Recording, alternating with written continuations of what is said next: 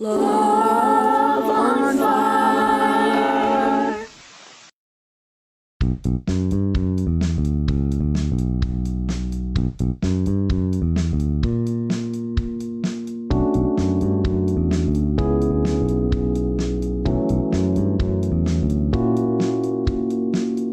I kind of hate you. You make me foolish as a child. Can't underrate you. I've never felt so free and wild. You've become my world, my heart unfurled. Hold me, keep me safe now that you have set my love on fire, or I'll self-immolate, for no sea could quench my love on fire. Hold me, keep me safe now that you have set my love on fire, or I'll self-immolate, for no sea could quench my love on fire.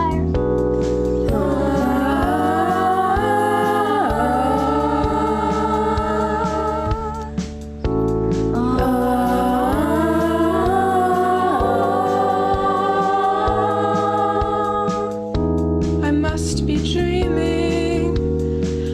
There couldn't be a fit so neat. My heart is screaming. Now for the first time it's complete.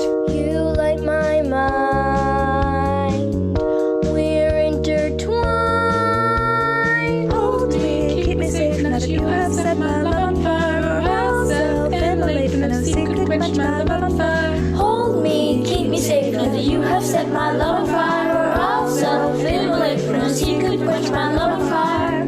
I would go to the ends of the earth for you, But I'll stay right here to see this through. I wouldn't seek God to make you roses by hand. My love, your wish is my command.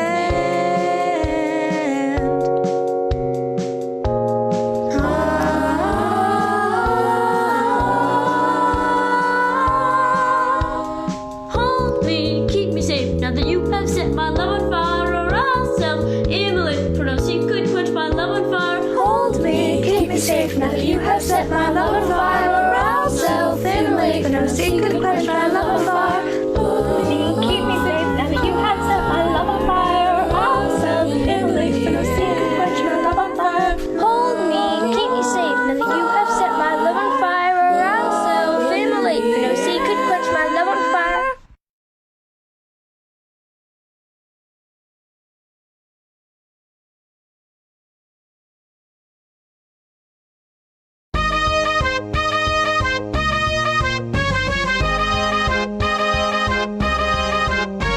I come to find that my peace of mind is now realigned to that which in places Childhood has left, adulthood has heft. You'll find we are deft with our own device. I've got hearts to win. I've got dreams to spin. I've just gotta find where to begin to follow this call from within. There's a thrill down every pathway, feats of skill to put on display. We'll be filled if we take the fast way, not waste time.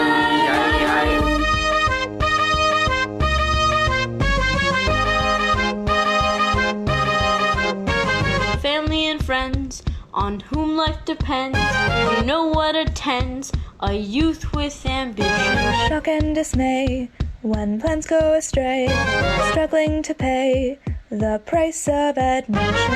I've got hearts to break, I've got dreams to remake. I'm just finding the shortcuts to take, leaving the dust in my way. There's a thrill in taking our chances. Drink your fill from the chalice of life. Some will spill as the future advances. Don't waste time.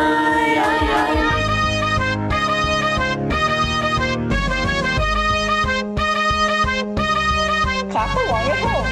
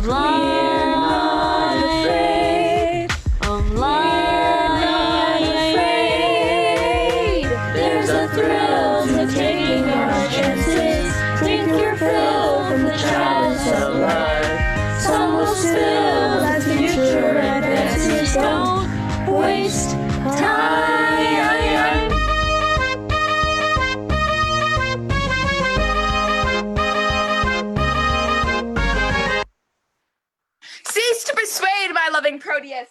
Home-keeping youth have our homely wits. For not affection chains thy tender days to the sweet glances of thy honored love. I rather would entreat thy company to see the wonders of the world abroad, than living dully, sluggardized at home, wear out thy youth with shapeless idleness. But since thou lovest, love still and thrive therein, even as I would when I to love begin. Wilt thou be gone, sweet Valentine? Adieu. Think on thy Proteus when thou haply seest some rare, noteworthy object in thy travel. Wish me partaker in thy happiness. When thou dost meet good happen in thy danger, if ever danger do environ thee, commend thy grievance to my holy prayers, for I will be thy beadsman, Valentine. On a love book, pray for my success? Upon some book I love, I'll pray for thee. That's on some shallow story of deep love, how young Leander crossed the Hellespont. That's a deep story of a deeper lover. He was more than over shoes in love. 'Tis true, for you are over boots in love, and yet you never swam the Hellespont. Over the boots, nay, give me not the boots. No, I will not, for it boots thee not. What? To be in love, where scorn is bought with groans, coy looks with daily heart-sore sighs, when fading moments mirth, with 20 watchful, weary, tedious nights. If haply won, perhaps a hapless gain. If lost, why then a grievous labor won. However, but if folly fought with wit, or else a wit by folly vanquished. So by your circumstance you call me fool? So by your circumstance I fear you'll prove. 'Tis love you cavil at, I am not love. Love is your master, for he masters you. And he that is so yoked by a fool methinks should not be chronicled for wise. But wherefore waste I time to counsel thee, that art a votary to fond desire? Once more adieu. My father at the road expects my coming, there to see me shipped. And thither will I bring thee, Valentine. Sweet Proteus, no. Now, to Milan let me hear from thee thy letters of thy success in love, and what news else betideth here in absence of thy friend. And I likewise will visit thee with mine. All happiness perchance to thee in Milan. As much to you at home, and so farewell.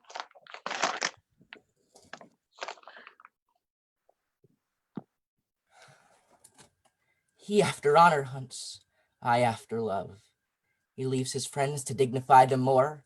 I leave myself, my friends, and all for love. Thou, Julia, thou hast metamorphosed me, made me neglect my studies, lose my time, war with good counsel, set the world at naught, made wit with musing weak, heart sick with thought. Somebody save you, saw you, my master. But now we part attempts to embark for Milan. 20-1 then. He is shipped already, handling the sheep and losing him. Indeed, a sheep doth very often stray, and if the shepherd be a while away. You conclude that my master is a shepherd then, and I a sheep? I do. Nay, that I can deny by a circumstance. It shall go hard, but I'll prove it by another. The shepherd seeks the sheep, and not the sheep the shepherd. Yet I seek my master, and my master seeks not me. Therefore, I am no sheep. The sheep for fodder follow the shepherd for food follows not the sheep. Thou for wages followest thy master for wages follows not thee. Therefore, thou art a sheep. Such another proof will make me cry, bah! But dost thou hear? Gavest thou my letter to Julia? I, sir, I a lost man, gave a letter to her, a lace man, and she a lace man, gave me a lost man. Nothing for my labor. Here's too small pasture for such a store of muttons. The ground be overcharged, you were best stick her. Nay, in that you are astray, 'twere best pound you. Less than a pound shall serve me for carrying your letter. Beshrew me, but you have a quick wit. Yet it cannot seem to overtake your slow purse. Come, open the matter in brief. What said she? Open your purse, that the money and the matter may be both at once delivered. Well, sir, here's for your pains. What said she? Truly, sir, I think you'll hardly win her. Why? Couldst thou perceive so much from her? Sir, I could perceive nothing at all from her. No, not so much as a ducat for delivering your letter. And being so hard to me that brought your mind, I fear she'll prove just as hard to you in telling your mind. Give her no token but stones, for she is as hard as steel. What said she? Nothing? No, not so much as take this for thy pains. To testify your bounty, I thank you. You have tested me. In requital whereof, henceforth carry your letters yourself. And so, sir, I'll commend you to my master. Go, be gone to save your ship from wrack, which cannot perish having thee aboard, being destined to a drier death on shore. I must go send some better messenger. I fear my Julia would not deign my lines, receiving them from such a worthless post. But say, Lucetta, now we are alone. Wouldst thou then counsel me to fall in love? Ay, madam, so you stumbled not unheedfully.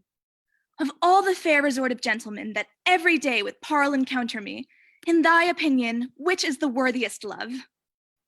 Please you repeat their names, madam. I'll show my mind according to my shallow, simple skill. What thinkest thou of the fair Sir Eglamour? As of a knight, well spoken, neat, and fine. But were I you, he should never be mine. Well, what thinkest thou of the rich Mercatio? Well of his wealth, but of himself so. What thinkest thou of the gentle Proteus? Lord, to see what folly reigns in us. For now, what means this passion at his name? Pardon, madam, 'tis a parting shame that I, unworthy body as I am, should censure this unlovely gentleman. Well, why not on Proteus as of all the rest? Then thus, of many good, I think him best. Your reason? I have none other but a woman's reason. I think him so because I think him so. And you would have me cast my love on him? Aye, if you thought your love not cast away. Why, he of all the rest hath never moved me. Yet he of all the rest I think best loves you. His little speaking shows his love but small. The fire that's closest kept burns most of all. They do not love that do not show their love. Oh, they love least that let men know their love. I would I knew his mind. Peruse this paper, madam. To Julia, say from whom? That the contents will show. Say who gave it thee. Sir Valentine's page, and sent, I think, from Proteus. He would have given it you, but I, being in the way, did in your name receive it. Pardon the fault, I pray. Now, by modesty, a goodly broker, dare you presume to harbor wanton lines, to whisper and conspire against my youth? Now trust me, 'tis an office of great worth, and you an officer fit for the place. There, take the paper, see it be returned, or else return no more into my sight.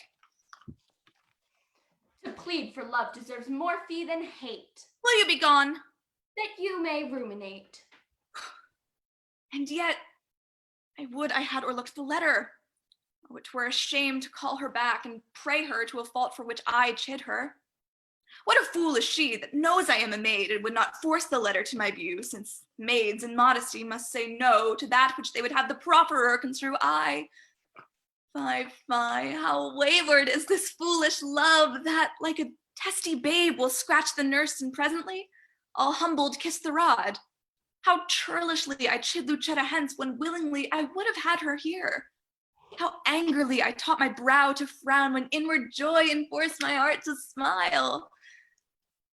My penance is to call Lucetta back and beg remission for my folly past. Ugh. What ho, Lucetta? What would your ladyship? Is't near dinner time? I would it were, that you might kill your stomach on your meat and not upon your maid.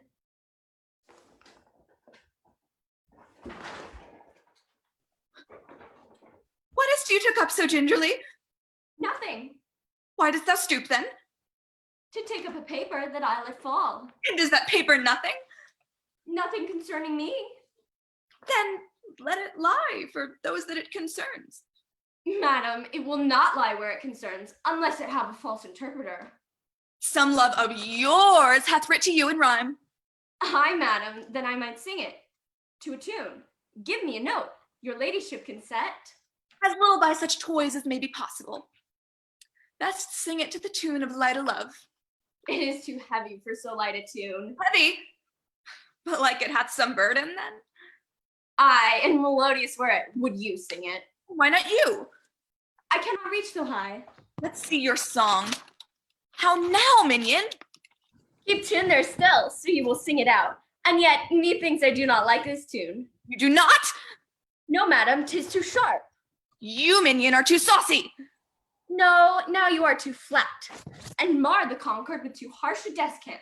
There wanteth but a mean to fill your song. The mean is drowned by your unruly bass. Indeed, I bid the base for Proteus.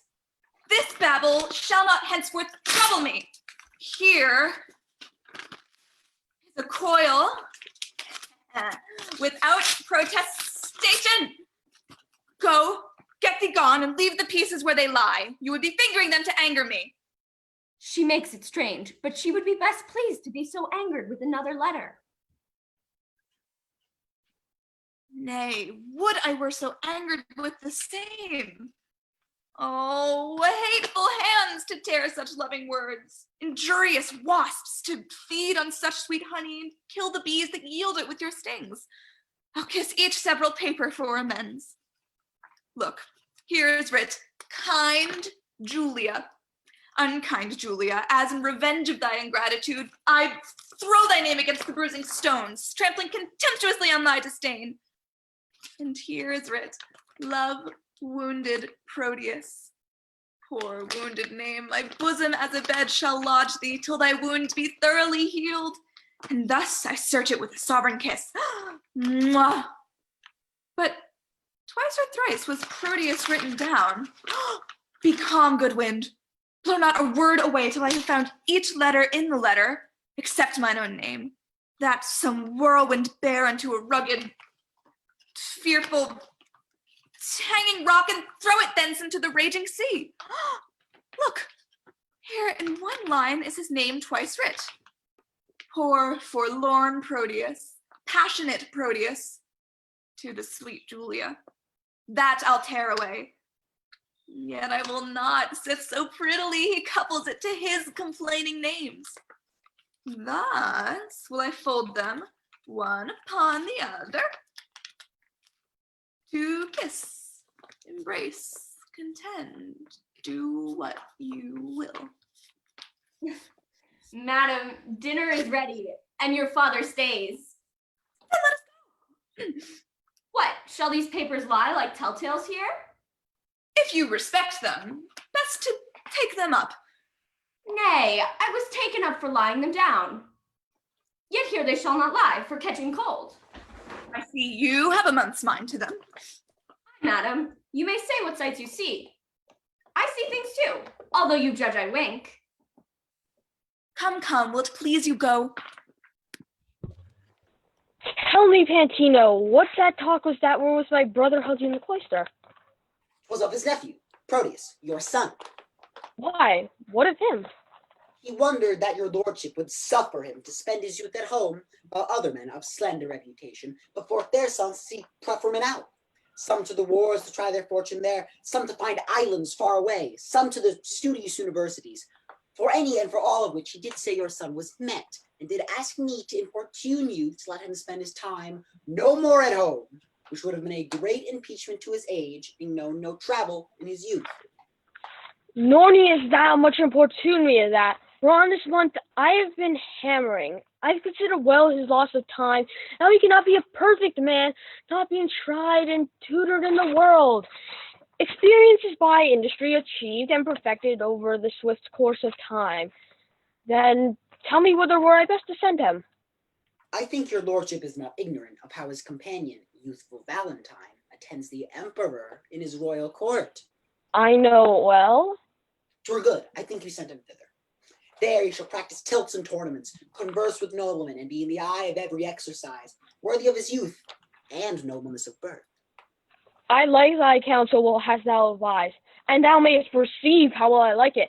The execution of it shall make known. Even with the speediest expedition, I will dispatch him to the emperor's court. Tomorrow, may it please you, Don Alfonso with other men of good esteem journey to salute the emperor and command their services unto his will. Good company, with them shall Proteus go. And in good time, now will we break with him. Sweet love, sweet lines, sweet life. Here's her hand, the agent of her heart. Here's her oath for love, her honor's pawn.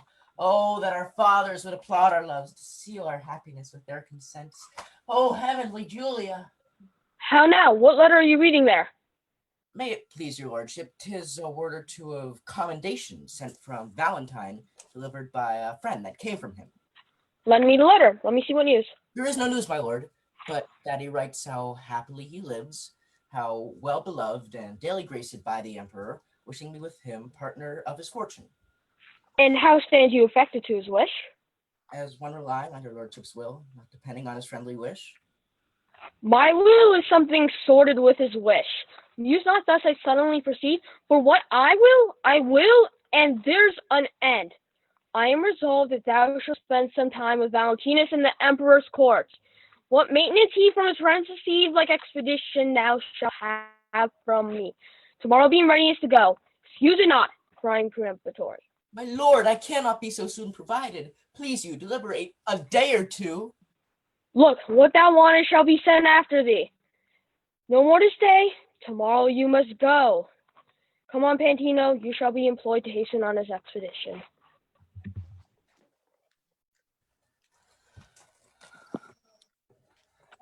Thus have I shunned the fire for fear of burning, and drenched me in the sea where I am drowned. I feared to show my father Julius' letter, lest he should take exceptions to my love, and with the vantage of mine own excuse hath he accepted most against my love. Oh, how the spring of love resembleth the uncertain glory of an April day, which now shows all the beauty of the sun, and by a cloud takes all away.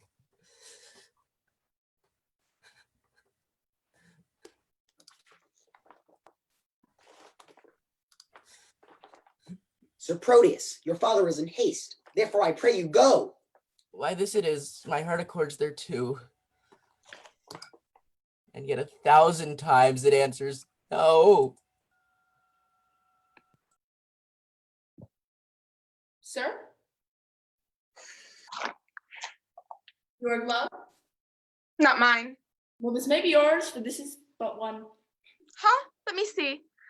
I give it me, it's mine. The ornament that decks a thing divine. Ah, Sylvia, Sylvia. Madam Sylvia! Madam Sylvia! Madam Sylvia! How now, sirrah? She's not within hearing, sir. Why, sir, who bade you call her? Your worship, sir, or else I mistook. Well, you'll still be too forward. Then I was last chidden for being too slow. Go to, sir. Tell me, do you know Madam Sylvia? She that your worship loves? Why, how know you that I am in love? Marry, sir, by these special marks. First, you have learned, like Sir Proteus, to read your arms like a malcontent, to relish love song like a robin redbreast, to walk alone like one that has had the pestilence, to sigh like a schoolboy that's lost his ABC, to weep like a young wench that's buried her grandam, to fast like one that takes diet, to watch like one that fears robbing, to speak puling like a beggar at Hallowmass. You were wont, when you laughed, to crow like a cock, cock-a-doodle-doo. When you walked, to walk like one of the lions, roar. When you fasted, it was presently after dinner. When you looked sadly, it was for want of money. And now you are metamorphosed with a mistress that, when I look upon you, can hardly think you are my master. Are all these things perceived in me? All perceived without you. But tell me, do you know Madam Sylvia? That you gaze on so as she sits at supper? Hast thou observed that? Even she, I mean. Why, sir, I know her not. Dost thou know her by my gazing on her, and yet knowest her not? Is she not her favored, sir? Not so fair, boy, as well favored. Sir, I know that well enough. What dost thou know? But she is not so fair as of you well favored. Belike, boy, then you were in love, for last morning you could not see to wipe my shoes. True, sir, I was in love with my bed. I think you swinged me for my love, which makes me the bolder to chide you for yours. In conclusion, I stand affected to her. I wish you were set so your affection would cease. Last morning, she enjoined me to write some lines to one she loves. And have you? I have. Not lamely writ? No, boy, but as well as I could do them. Peace. Here she comes. Madam and mistress, 1,000 good morrows. Sir Valentine and servant to you 2000. So you enjoin me, I have read your letter unto the secret nameless friend of yours, which I was much unwilling to proceed in, before my duty to your ladyship. Thank you, gentle servant. 'Tis very clerkly done. No, trust me, madam, it came hardly off. For being ignorant to whom it goes, I read at random, very doubtfully. Perchance you think too much of so much pains. No, madam, so instead you are right 1,000 times as much, and yet? A pretty period. Well, I guess the sequel. And yet I will not name it. And yet I care not. And yet take this again. And yet I thank you, meaning henceforth to trouble you no more. And yet you will, and yet another yet. What means your ladyship? Do you not like it? Yes, yes, the lines are very quaintly writ, but since unwillingly, take them again. Nay, take them. Please, your ladyship, I'll write you another. Aye, and when it's writ, for my sake, read it over, and if it please you, so. If not, why so? If it please me, madam, what then? Why, if it please you, take it for your labor, and so good morrow, servant. Oh, jest, unseen, inscrutable, invisible, as a nose on a man's face or a weathercock on a steeple. My master sues to her, yet she hath taught her suitor, he being her pupil to become her tutor. Oh, excellent device, were there ever heard a better, that my master, being scribe to himself, should write the letter? How now, sir? What? Are you reasoning with yourself? Nay, I was rhyming. 'Tis you that has the reason. To do what? To be a spokesman for Madame Sylvia. To whom? Yourself, why she woos you by a figure. What figure? By a letter, I should say. Why, she hath not writ to me. Or need she, when she hath made you write to yourself? Why, do you not perceive the jest? No, believe me. No, believe in you indeed, sir. But did you perceive her earnest? She gave me none, except an angry word. And she hath given you a letter. That's the letter I writ to her friend. And that letter hath she delivered, and there an end. I would it were no worse. I'll warrant you this, 'tis as well. For often have you writ to her, and she had modesty, or else was want of our time, could not again reply. Or fearing else some messenger that might her mind discover. Herself hath made her love himself to write unto her lover. All of this I speak in print, for in print I found it. Why muse you, sir? 'Tis dinner time. I've dined. Aye, but hearken. Though the chameleon love can feed on the air, I am one that am nourished by my victuals and would fain have meat. Oh, be not like your mistress. Be moved, be moved.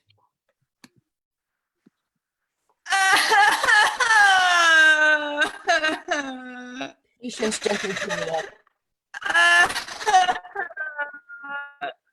I'm not. There is no remedy. Possibly I can. I will return. If you turn not, you will return the sooner. Keep this remembrance for thy Julia's sake. Why, then we'll make exchange. Here, take you this. And seal the bargain with a holy kiss. Here is my hand for my true constancy, and when that hour slips me in the day wherein I sigh not, Julia, for thy sake, the next ensuing hour some foul mischance torment me for my love's forgetfulness. My father stays my coming, answer not. The tide is now. Nay, not thy tide of tears. That tide will stay longer than I should. Julia, farewell. What? Gone without a word? Sir Proteus, you are stayed for. Go, I come, I come. Alas, this parting strikes poor lovers dumb.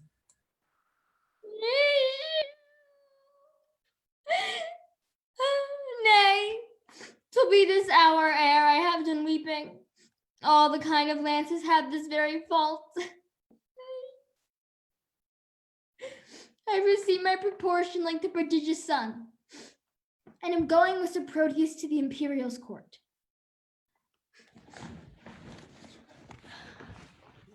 I think Crab, my dog, is the sourest-natured dog that lives. My mother weeping, my father crying, my sister wailing, our maid howling, our cat wringing her hands, and all our house in a great perplexity. Yet this cruel-hearted cur did not shed one tear. No. He's a stone, a very pebble stone, and has no more pity in him than a dog. Even my grandam, having no eyes like you, wept herself blind at my parting. Nay, I'll show you the manner of it. This shoe is my father. No. This shoe is my father. No. This shoe is my mother. No, that cannot be so neither. Aye, it is so. It hath the worser soul. This shoe, with the hole in it, is my mother, and this my father. Vengeance on't, there 'tis. Now, sir, the staff is my sister. For, look you, she's as white as a lily and as small as a wand. This hat is Nan, our maid. I am the dog. No, the dog is himself and I am the dog. Oh, the dog is me and I am myself. Aye, so. Now, come I to my father. Father, your blessing. Now, the shoe should not speak a word for weeping. I don't want to go. I kiss my father. Well, he weeps on. Now come I to my mother. Oh, if she could speak now like a wooled woman. Well, I kiss her. Oh, there 'tis.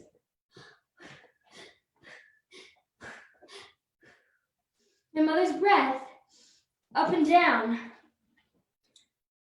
Now come I to my sister.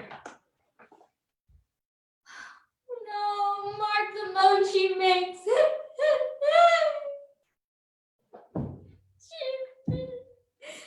And the dog, all this while, she's not a tear nor speaks a word. See how I lay the dust with my tears.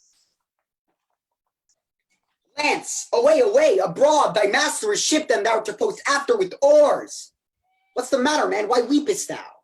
Away, ass, you'll lose the tide if you tarry any longer. 'Tis no matter if the tide were lost, for he is the unkindest tide that any man ever tied. What unkindest tide? Why, he that's tied here, Crab, my dog.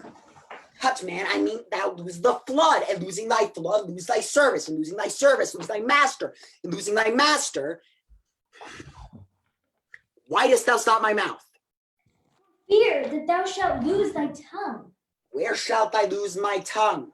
In thy tail. In thy tail! Lose the voyage, and the master, and the service, and the tide, and the tide. Why, sir, if the river were dry, I could fill it with my tears. Come away, I was sent to call thee. Call me what thou darest. Wilt thou go? Well, I will go.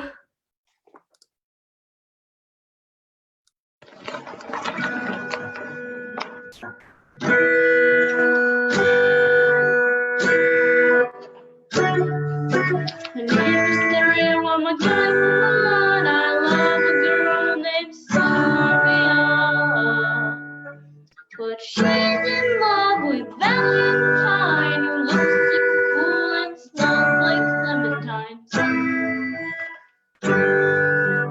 Why, oh, why was I sidelined for Valentine?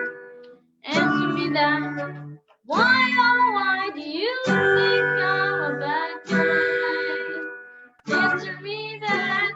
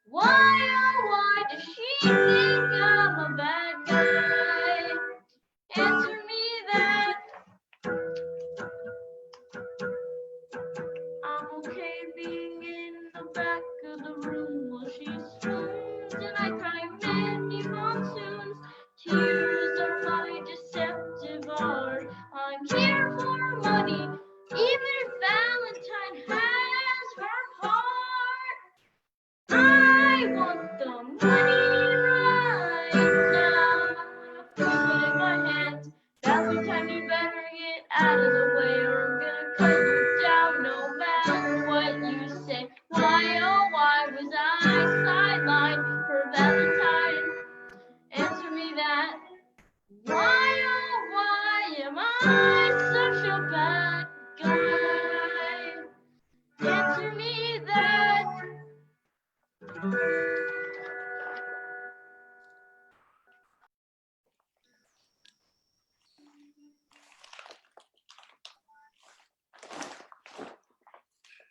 Servant! Mistress? Master, Sir Thurio frowns on you. I bought it for love. Not of you. Of my mistress, then. For good you knocked him. Servant, you are sad. Indeed, madam, I seem so. You that you are not, Haply I do. so do count your fits. So do you. What's he mind that I'm not? Wise. How? What, angry, Sir Thurio? Do you change color? Give him leave, madam. He is a kind of chameleon. That hath more mind to feed on your blood than live in your air. You have said, sir.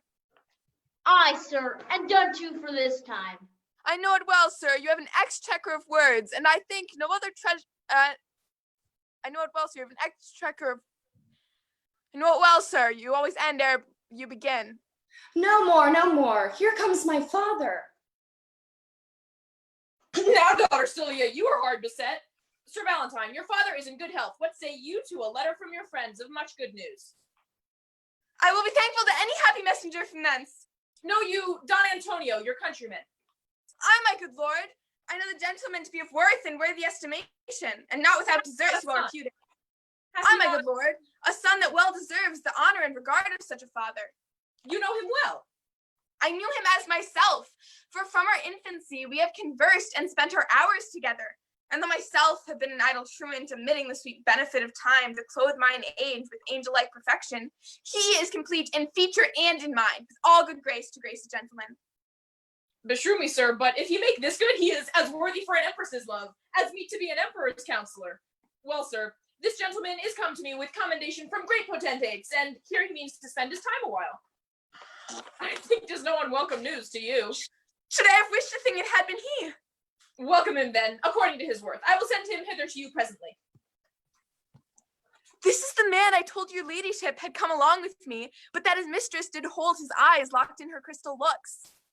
Belike that now she hath enfranchised them upon some other pawn for fealty. Nay, sure, I think she holds them prisoners still. Nay then, he should be blind, and being blind, how could he see his way to seek out you? Why, lady, love hath 20 pair of eyes. See that love hath not an eye at all. See such lovers, Thurio, as yourself. Upon the homely object love can wink. Have done. Here comes the gentleman.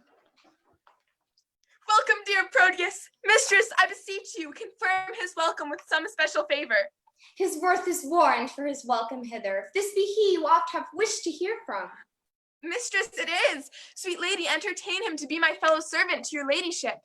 Too low a mistress for so high a servant. Not so, sweet lady, but to meet a servant to have a look of such a worthy mistress. Leave off discourse of disability. Mistress, entertain him for your servant. My duty will I boast of, nothing else. And duty never yet did want his meed. Servant, you are welcome to a worthless mistress. I'll die on him that says so but yourself. That you are welcome? That you are worthless. Come, Sir Thurio, go with me. Once more, new servant, welcome. We'll leave you to confer of home affairs, and when you have done, we look to hear from you. We'll both attend upon your ladyship. Tell me, how do all from whence you came? Your friends are well and have them much commended. And how do yours? I left them all in health. And how does your lady, and how thrives your love? My tales of love were wont to weary you. I know you join not in a love discourse. Ay, Proteus, but that life is altered now.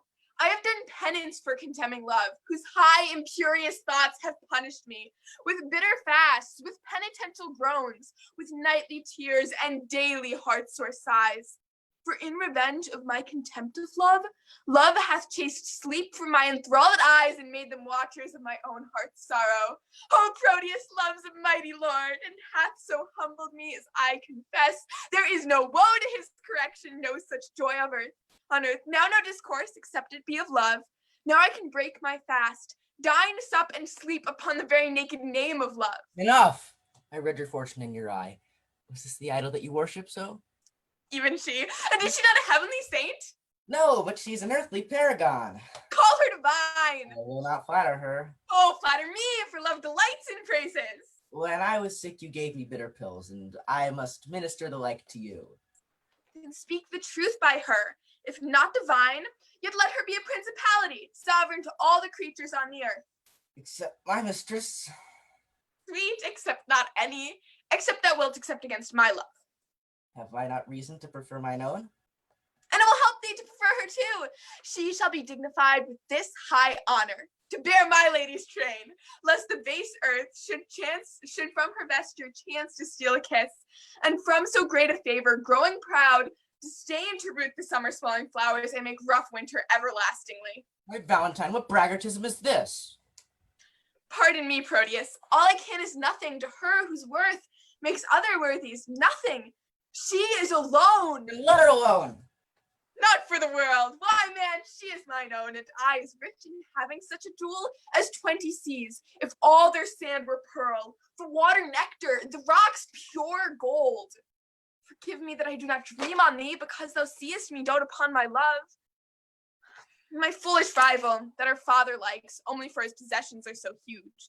Gone along with her, and I must after, for love, thou knowest, is full of jealousy. But she loves you?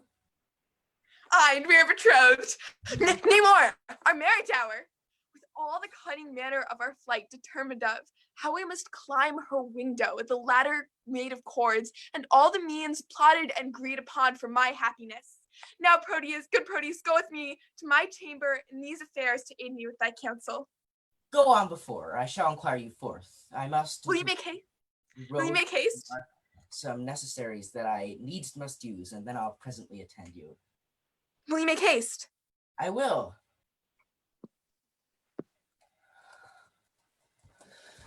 Even as one heat another heat expels, or as one nail by strength drives out another, so the remembrance of my former love is by a newer object quite forgotten. Is it mine eye, or Valentine's praise, her true perfection, or my false transgression that makes me reasonless to reason thus? She is fair, and so is Julia that I love, that I did love, for now my love is thawed, which like a waxen image against the fire bears no impression of the thing it was.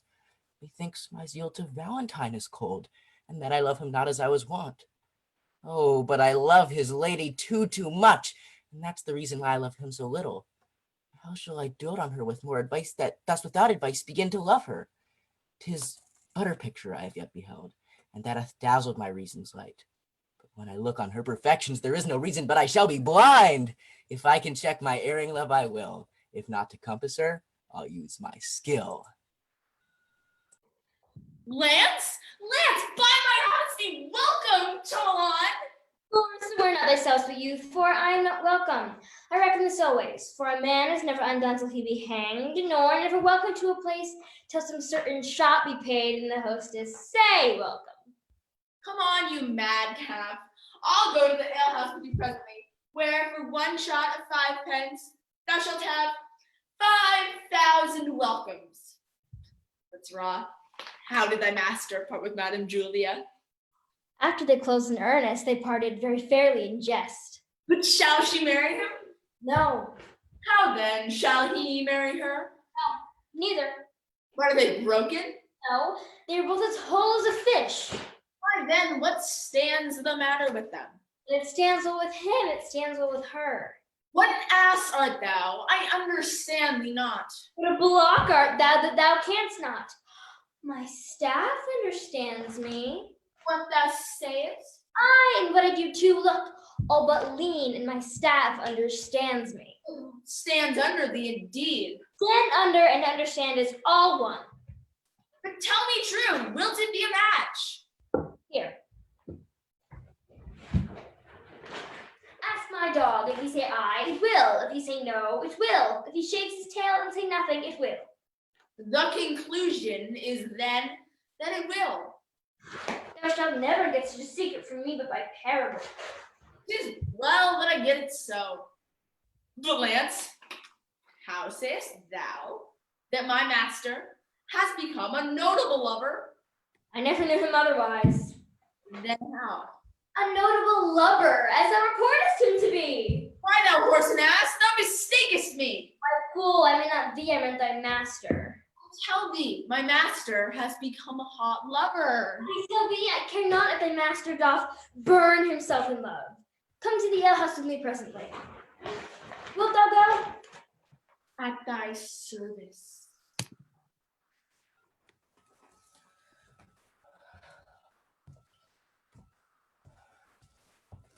To leave my Julia shall I be forsworn. To love fair Sylvia shall I be forsworn. To wrong my friend I shall be much forsworn. And even that power which gave me first my oath provokes me to this threefold perjury. Love bade me swear, and love bids me forswear. Oh, sweet suggesting love, if thou hast sinned, teach me thy tempted subject to excuse it. At first I did adore a twinkling star, but now I worship a celestial sun. Unheedful vows may heedfully be broken, and he wants with that want resolved will to learn his wit to exchange the bad for better.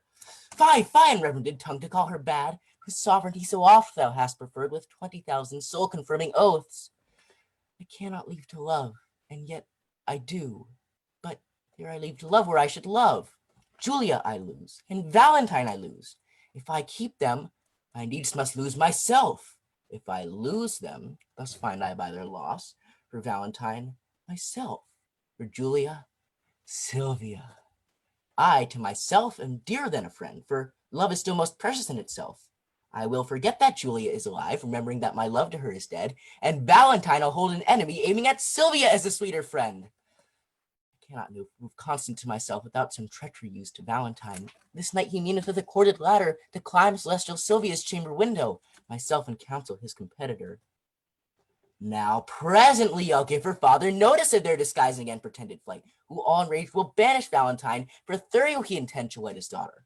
But Valentine being gone, I'll quickly cross by some sly trick, but Thurio still proceeding. Love, lend me wings to make my purpose swift, as thou hast lent me wit to plot this drift. Counsel Lucetta, gentle girl, assist me, and even in kind love I do conjure thee towards the table, wherein all my thoughts are visibly charactered and engraved, to lesson me and tell me some good mean how, with my honor, I may undertake a journey to my loving Proteus. Alas, the way is wearisome and long. Our devoted pilgrim is not weary to measure kingdoms with his feeble steps. Much less is she that hath love's wings to fly.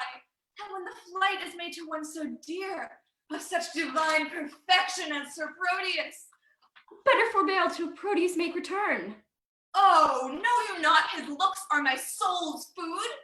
Pity the dearth that I have pined in by longing for that food so long a time.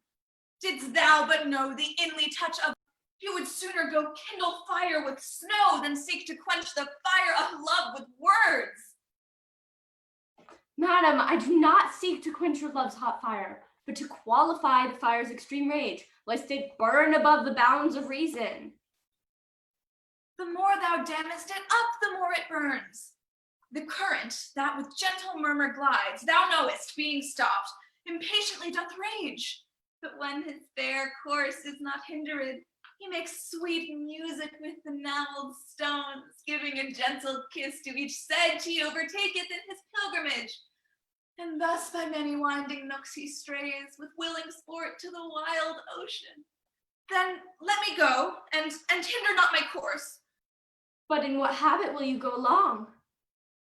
Not like a woman, for I would prevent the loose encounters of lascivious men. Gentle Lucetta, fit me in the weeds that may beseem some well-reputed page. Why then, your ladyship must cut your hair. Little girl, I'll knit it up in silken strings with 20-some-odd true love knots. To be fantastic may become a youth of greater time than I shall show to thee. What fashion, madam, shall I make your breeches? Why, even in the fashion thou best likes, Lucetta. You must needs have them with a codpiece, madam. Out, Lucetta! That will be ill-favored.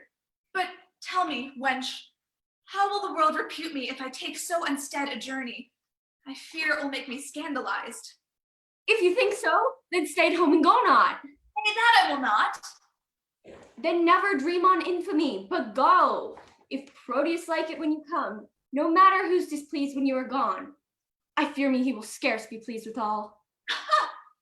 That, Lucetta, is the least of my fear. 1,000 oaths, an ocean of his tears, and instances of infinite love warrant me welcome to my Proteus. Pray heaven he prove so when you come to him. Base men use them to base an effect, but truer stars did govern Proteus's birth. His words are bonds, his oaths are oracles, his thoughts immaculate, his tears pure messengers sent from his heart as far from fraud as heaven from earth. All these are servants to deceitful men. Now, as thou lovest me, do him not that wrong to bear a hard opinion of his truth. Only deserve my love by loving him. And presently, go with me to my chamber to take note of what I stand in need of to furnish me upon my longing journey. All that is mine, I leave at thy dispose. My goods, my lands, my reputation. Only, in lieu thereof, dispatch me hence. Come, answer not, but to it presently. I am impatient of my tarriance.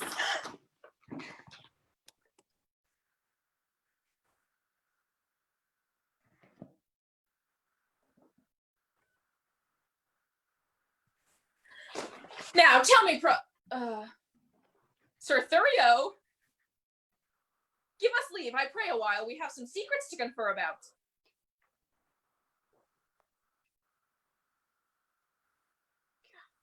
Now tell me, Proteus, what's your will with me? My gracious lord, that which I would discover the law of friendship bids me to conceal. But when I call to mind your gracious favors done to me, undeserving as I am, my duty pricks me on to utter that which else no worldly good should draw from me. No worthy prince, Sir Valentine, my friend, this night intends to steal away your daughter. Myself am made privy to the plot.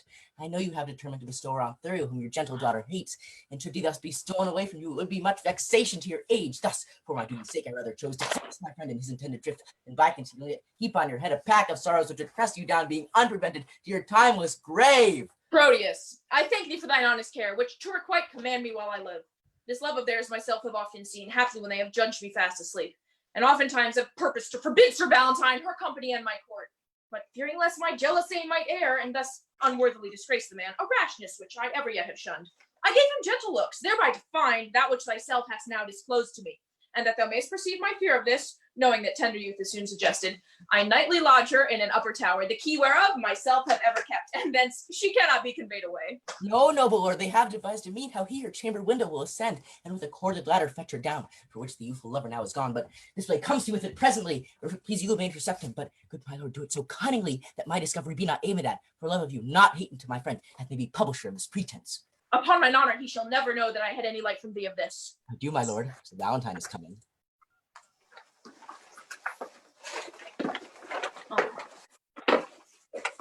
Sir Valentine! Whither away so fast? Please it your grace. There's a messenger that stays to bear my letters to my friends, and I'm going to deliver them. Be they of much import? The tenor of them doth but signify my health and happy being at your court. Nay then, no matter. Stay with me a while. I am to break with thee of some affairs which touch me near, wherein thou must be secret. 'Tis not unknown to thee that I have sought to match my friend Sir Thurio to my daughter. I know it well, my lord. And sure the match were rich and honorable. Besides, the gentleman is full of virtue, bounty, worth, and qualities beseeming such a wife as your fair daughter. Cannot your grace win her to fancy him? No, trust me, she is peevish, sullen, froward, proud, disobedient, stubborn, lacking duty, neither regarding that she is my child, nor fearing me as if I were her father. And may I say to thee, this pride of hers, upon advice, hath drawn my love from her. And where I had thought the remnant of mine age should have been cherished by her childlike duty, I am now full resolved to take a wife, and turn her out to who will take her in. Then let her beauty be her wedding dower, for me and my possessions she esteems not. What would your grace have me do in this? There is a lady here whom I affect, but she is nice and coy, and not esteems my aged eloquence. Now therefore would I have thee to my tutor, for I have long agone forgot to court. Besides, the fashion of the time is changed, how and which way I may bestow myself to be regarded in her sun-bright eye. Win her with gifts if she respects not words. Dumb jewels often in their silent kind, more than quick words, do move a woman's mind. But she did scorn a present that I sent her. Send her another, never give her o'er. For scorn at first makes after love the more. If she do frown, 'tis not in hate of you, for why the fools are mad if left alone. If she do chide, 'tis not to have you gone, for why the fools are mad if left alone. But she, is promised by her friends unto a youthful gentleman of worth, and kept severely from resort of men, that no man hath access by day to her. Why then I would resort to her by night. Aye, but doors be locked, and keys kept safe, that no man hath recourse to her by night. What lets one but may enter at her window? Her chamber is aloft and far from the ground, and built so shelving that none may enter it without apparent hazard of his life. Why then a ladder, quaintly made of cords, with pair of anchoring hooks to cast up, would serve to scale another hero's tower, so bold Leander would adventure it. Now, as thou art a gentleman of blood, advise me where I may have such a ladder. Pray, sir, when would you use it? Tell me that. Oh, why, this very night, for love is like a child that longs for everything that he can come by. By 7 o'clock I'll get you such a ladder. But hark thee, I will go to her alone. How am I best to convey the ladder thither? The ladder will be light, my lord, that you may bear it under a cloak that is of any length. A cloak as long as thine will serve the turn? Aye, my good lord. Then let me see thy cloak. I'll get me one of such another length. Why, any cloak would serve the turn, my lord. But how shall I fashion me to wear a cloak? I pray thee, let me feel thy cloak upon me. What letter is this same? What's here? To Sylvia, and here an engine fit for my proceeding. I'll be so bold as to break the seal for once. My thoughts do harbor with my Sylvia nightly. And slaves they are to me that send them flying. Oh, could their master come and go as lightly, himself would lodge where senseless they are lying. My herald thoughts in thy pure bosom rest them, while I, their king, that feathered them, importune. Do curse the grace that with such grace hath blessed them, because myself do want my servants' fortune. I curse myself for they are sent by me, that they should harbor where their lord should be. Sylvia, this night I will enfranchise thee. 'Tis so, and here's the ladder for the purpose. Wilt thou reach the stars because they shine on thee? Go, base intruder, overweening slave, bestow thy fawning smiles on equally. I think my patience more than thy desert is privilege for thy departure hence. Thank me for this more than for all the favors which all too much I have bestowed on thee. But if thou linger in my territories longer than swiftest expedition can give thee time to leave our royal court, by heaven, my wrath shall far exceed the love I ever bore my daughter or thyself. Begone, I will not hear thy vain excuse, but as thou lovest thy life, make speed from hence. And why not death rather than living in torment? To die is to be banished from myself, and Sylvia is myself. Banished from her is self from self, a deadly banishment. But light is light if Sylvia be not seen. But joy is joy if Sylvia be not by. Unless it is to think that she is by and feed upon the shadow of perfection. Unless I be by Sylvia in the night, there is no music in the nightingale. Unless I look on Sylvia in the day, there is no day for me to look upon. She is my essence, and I leave to be if I be not by her fair influence. Fostered, illumined, cherished, kept alive, I fly not death to fly his deadly doom. Tarry I here, I but attend on death. But fly I hence, I fly away from life. Valentine? No, Who then? His spirit? neither. What then? Nothing. Can nothing speak? Master, shall I strike? Wouldst thou strike? Nothing. Villain, forbear. Oh, strike nothing, sir. I pray you. Hurrah, I say forbear. Friend Valentine, a word. My ears are stopped and cannot hear good news. So much bad hath already possessed them. Then in dumb silence will I bury mine, for they are harsh, untunable, and bad. Sylvia dead? No, Valentine. No, Valentine indeed, for sacred Sylvia. Hath she forsworn me? No, Valentine. No, Valentine, if Sylvia hath forsworn me, what is your news? Sir, there is a proclamation that you are vanished. That thou art banished, oh, that's the news. From hence, from Sylvia, and from me, thy friend. Oh, I have fed upon this woe already, and now excess of it will make me serpent. Doth Sylvia know that I am banished?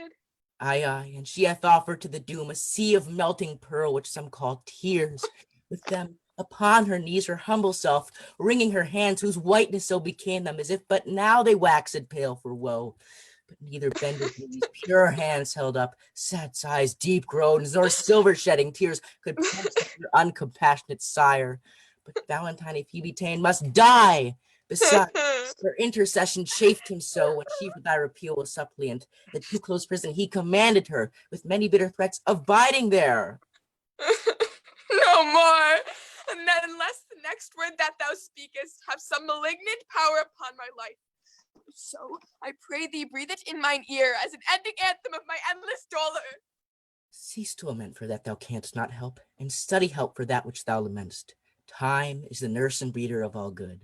Here if thou stay, thou canst not see thy love. Besides, thy staying will abridge thy life. Hope is a lover's staff. Walk hence with that, and manage it against despairing thoughts.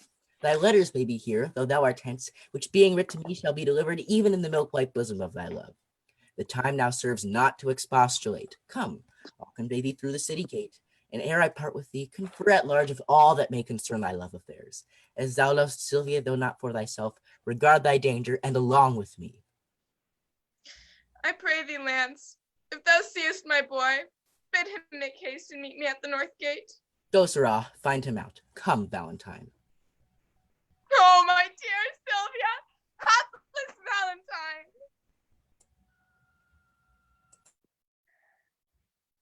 I am but a fool, look you, and yet I have the wit to think my master is a kind of a knave, and yet that is a one if he be but one knave.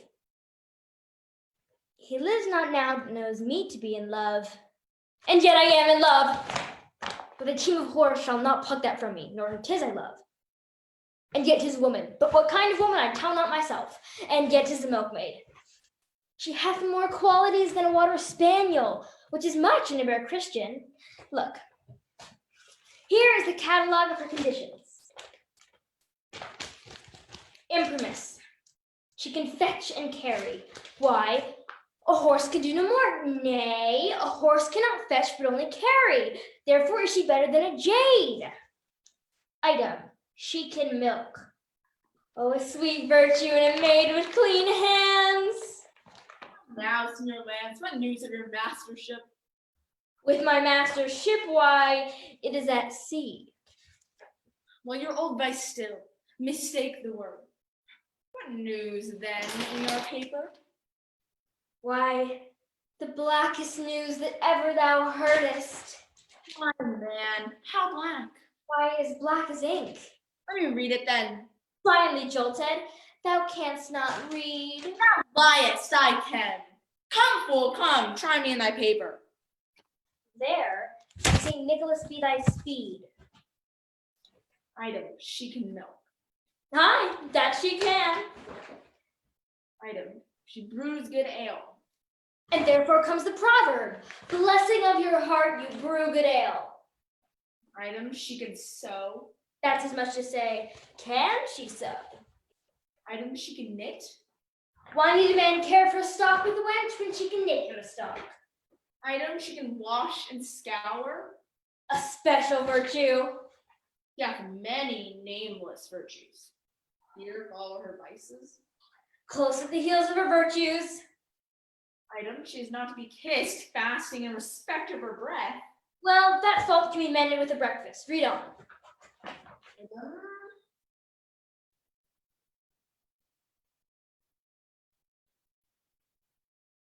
He will often praise her liquor. If her liquor be good, she shall. If she will not, I will. For good things should be praised. Item, she doth talk in her sleep. I care not for that. So she not sleep in her talk. Item, she hath no teeth. There's no matter for that neither, because I love crusts. Item, she is cursed. Well, the best is she hath no teeth to bite. And she's too liberal. Proceed. Item, she hath more hair than wit, more faults than hair, and more money than faults. Stop there. I'll have her. She was mine, and not mine twice or thrice in that last article. Oh, now I will tell you that thy master stays for thee at the north gate. For me? For thee? Aye, who art thou? He hath stayed for a better man than thee. And I must go to him? Thou must run to him, for thou hast stayed so long that going will scarce serve thy turn. Why didst thou tell me sooner? Pox of your love letters. He will be swinged for reading my letter. An unmannerly slave to thrust himself into secrets. I'll after to rejoice in the boy's correction.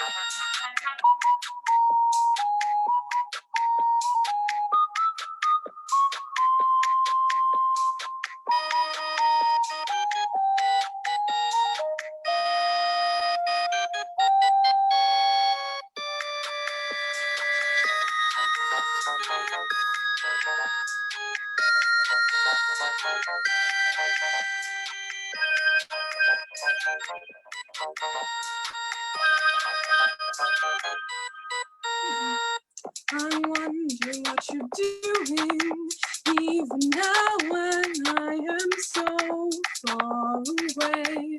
I feel my heart coming to yours across the vastiness of space. I wonder why you fell and led me to hope.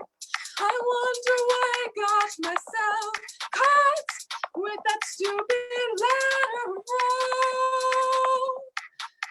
Pure wonder in every way. And I just hope that I can be yours someday.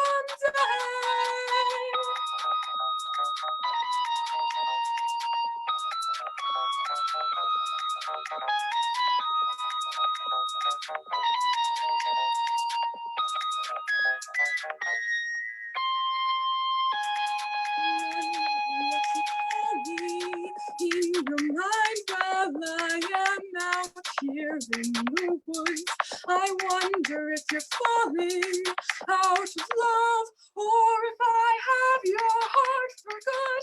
I wonder what you think we're doing. What are we doing?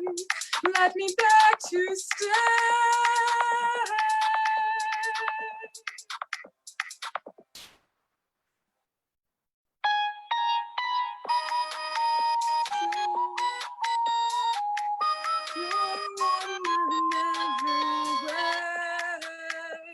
And I just hope that I can be yours someday.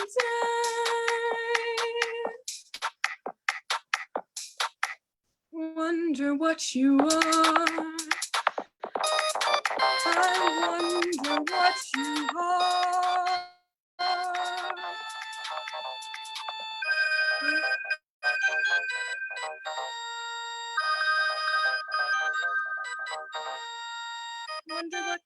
Wonder what you are to me.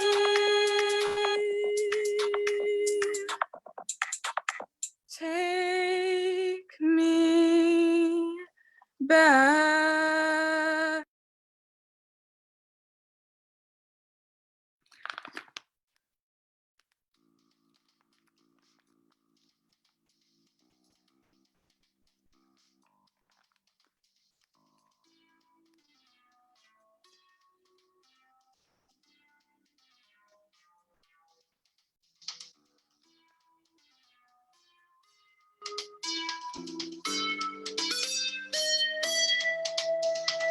In the dark, in the silence between the trees, as you walk, the devil's eyes are blinking wide in the night. Little sparks, glowing diamonds of deep desire, beating hearts, they light the meadow with disappearing light. Oh, I'm like a firefly, burning bright, then I'm gone. Oh, I'm like a firefly, when the lights die, I fly on. Months, not a letter's arrived from you, dear my love. I wonder if you remember home and me. In the lawn, has your attention been turned away to the swan, silent, psychedelic symphony? Oh, am I like a firefly, burning bright, then I'm gone. Oh, am I like a firefly, when the light's gone, will I fly on the road, my whole body is saddle sore. All around me are sweaty and rough-handed men. Hours a day I fantasize having you here in my arms.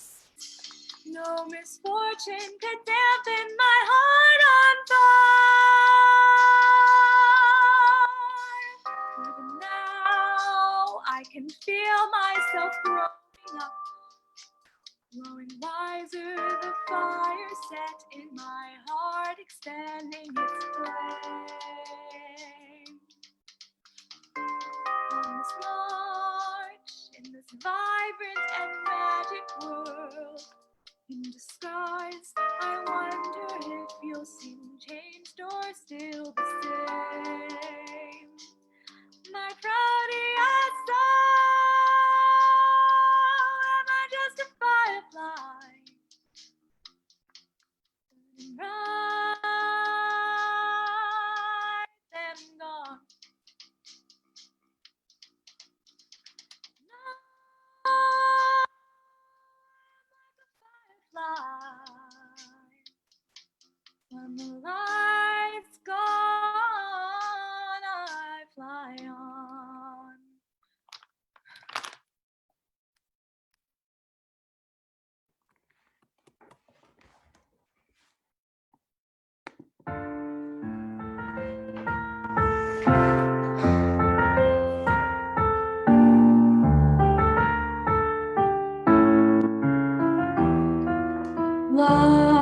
Look at her in those clothes, on a journey of woes.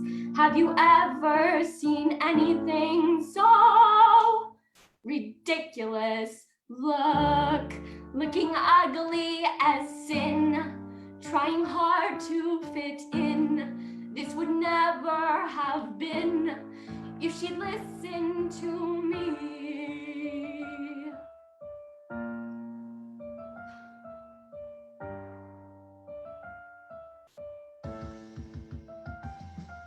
Now you and I both aware what awaits her out there.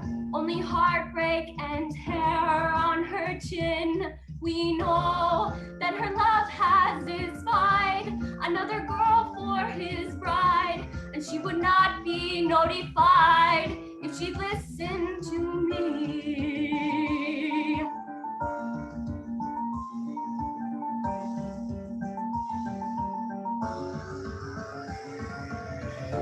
She'd be safe with her father, and no codpiece or cart, and no boyfriend to bother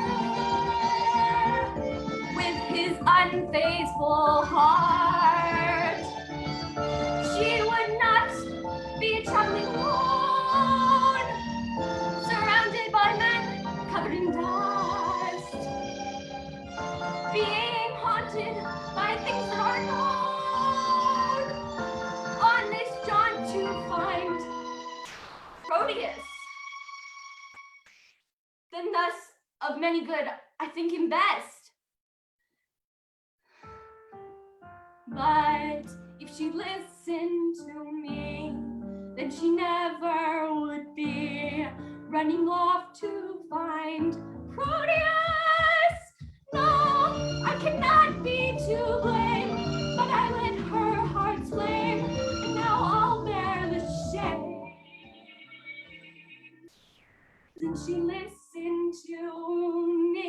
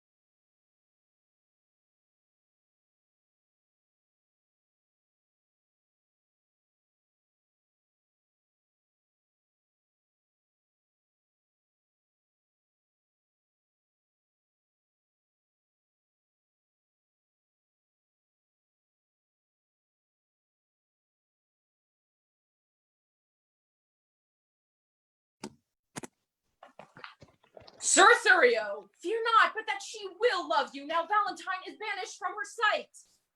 Ever since his exile, she hath despised me most, forsworn my company, and railed at me that I am desperate of obtaining her. This weak, impressive love is as a figure trenched in ice, which with an hour's heat dissolves to water and doth lose its form. A little time will melt her frozen thoughts, and worthless Valentine will be forgot. How now, Proteus, is your countryman, according to our proclamation, gone? Gone, my good lord. My daughter takes his going grievously. A little time, my lord, will kill that grief. So I believe, but Thurio thinks not so. Proteus, the good conceit I hold of thee, for thou hast shown some sign of good desert, makes me the better to confer with thee. Longer than I prove loyal to your grace, let me not live to look upon your grace. Thou knowest how willingly I would effect the match between Sir Thurio and my daughter. I do, my lord. And also I think thou art not ignorant how she opposes her against my will. You did, my lord, when Valentine was here. Aye, and perversely she persevers so. What might we do to make the girl forget the love of Valentine and love Sir Thurio? The best way is to slander Valentine with falsehood, cowardice, and poor descent, 3 things that women highly hold in hate. Aye, but she'll think it is spoken hate. Aye, if his enemy deliver it, therefore it must the circumstance be spoken by one who she esteemeth as his friend. Then you must undertake to slander him. And that, my lord, I shall be loath to do. 'Tis an ill office for a gentleman, especially against his very friend. Where your good word cannot advantage him, your slander can never damage him, and thus the office is indifferent, being entreated to it by your friend. You have prevailed, my lord. If I can do it by aught that I can speak in his dispraise, she shall not long continue love to him. But say this weed her love from Valentine, it follows not that she will love Sir Thurio. Therefore, as you unwind her love from him, lest it should ravel and be good to none, you must provide to bottom it on me, which must be done by praising me as much as you and Worth dispraise Sir Valentine. As much as I can do, I reflect. But you, Sir Thurio, are not sharp enough. You must lay line to tangle her desires by willful sonnets whose composed rhyme should be full fraught with serviceable vows. Aye, much is the force of heaven-bred poesy. Say that upon the altar of her beauty you sacrifice your tears, your sighs, your heart, write till your ink be dry, and with your tears moist it again in frames some feeling line. That may discover such integrity. After your dire lamenting elegies, visit by night your lady's chamber window with some sweet consort, till their instruments tune a deploring dump. The night's dead silence will well become such sweet complaining grievance. This, or else nothing will inherit her. This discipline shows thou hast been in love. And thy advice this night I'll put in practice. Therefore, sweet Proteus, my direction giver, let us into the city presently to certain gentlemen well skilled in music. I have a sonnet that will serve the turn to give the onset to thy good advice. About it, gentlemen.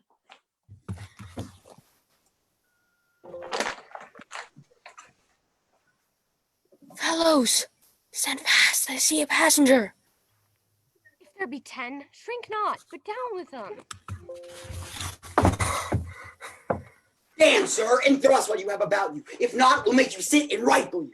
Sir, we aren't done. These are the villains that the travelers do fear so much. My friends! That's not so, sir. We are your enemies. Peace. We'll hear him. Aye, by my beard we will, for he is a proper man. Then know that I have little wealth to lose. A man I am crossed with adversities. My riches are these poor habiliments, of which if you should here disfurnish me, you take the sum and substance that I have. Whither travel you? To Verona. Whence came you? From Milan. How long have you sojourned there? Some 16 months, and longer might have stayed if crooked fortune had not thwarted me. What? Were you banished thence? I was. For what offense? For that which now torments me to rehearse. I killed a man, whose death I much repent, but yet I slew him manfully in fight, without false vantage or base treachery. Why me repented if it were done so? But were you banished for so small a fault? I was, and held me glad of such a doom. Have you the tongues? My youthful travel therein made me happy, or else I often had been miserable. Aye, by the bare scalp of Robin Hood's fat friar. This fellow were a king for a wild faction. We'll have him. Sirs, a word. Master, be one of them. It's an honorable kind of thievery. Peace, villain! Tell us this. Have you anything to take to? Nothing but my fortune! Know then that some of us are gentlemen, such as the fury of ungoverned youth have been thrust from the company of awful men. Myself from Verona banished for practicing to steal away a lady, ere and near allied unto the Duke. And I from Milan, for a gentleman who, in my mood, I stabbed into the heart.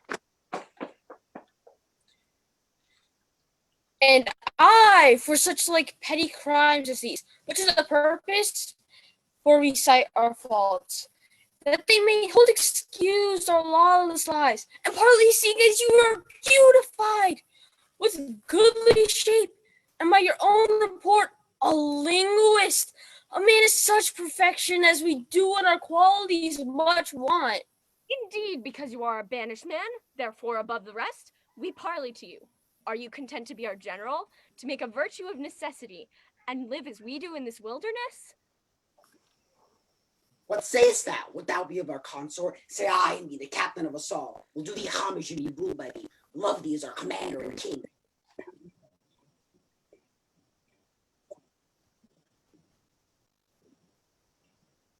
But if thou scorn our courtesy, thou diest.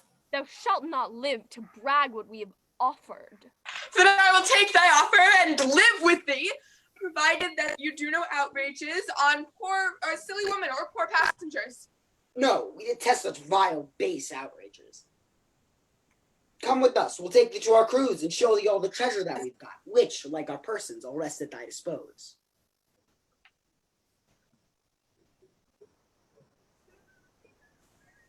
Hooray!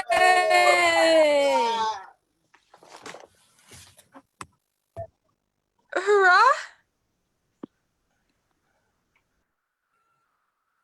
Already have I been false to Valentine, and now I must be as unjust to Thurio under the color of commending him.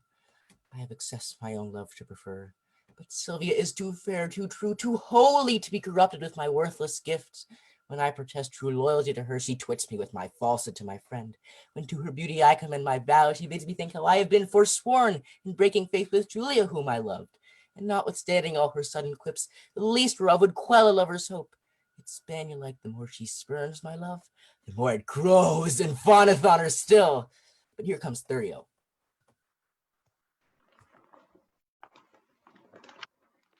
Proteus, are you crept before us? Aye, gentle Thurio, for you know that love will creep in service where it cannot go. Aye, sir, but I hope you love not here. Now, gentlemen, let's tune, and to it last thee a while. Now, my young guest, methinks your alley colleague. Come, we'll have you merry. I'll bring you where you shall hear music and see the gentleman you ask for. Shall I hear music? Aye, that you shall. That will be music. Hark, hark. Is he among these? Aye, but peace, let's hear 'em.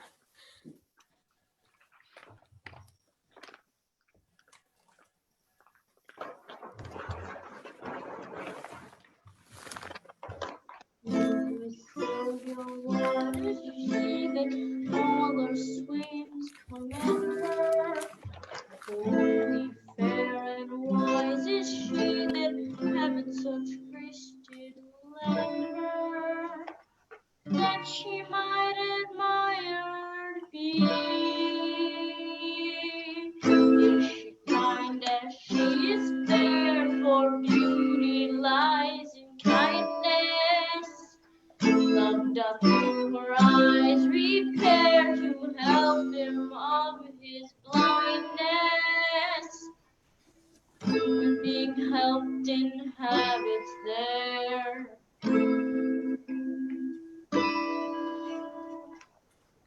Sing to Sylvia, let us sing, that Sylvia is excelling. She excels each mortal thing upon the dull earth's dwelling. To her let us garlands bring. To her let us garlands bring. To her let us garlands bring.